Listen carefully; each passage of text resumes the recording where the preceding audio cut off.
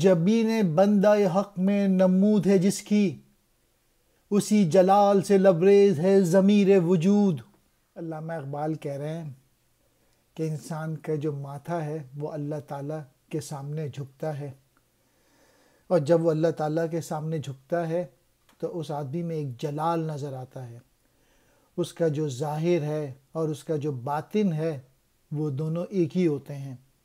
اس دنیا میں، اس کائنات میں جہاں بھی کہیں آپ کو جلال نظر آئے، کہیں شکو نظر آئے، تو وہ آپ سمجھ لیجئے کہ وہ کسی بندہ حق یا مومن کے جلال کی وجہ سے ہی نظر آ رہا ہے۔ جبھی کہتے ہیں ماتھے کو، پیشانی کو۔ بندہ حق اللہ تعالیٰ کا برگزیدہ بندہ، نمود کہتے ہیں ظہور، جلال کہتے ہیں ہیبت، لبریز ہے، بھرا ہوا ہے، ضمیر وجود اپنی ہستی یا کائنات کا دل۔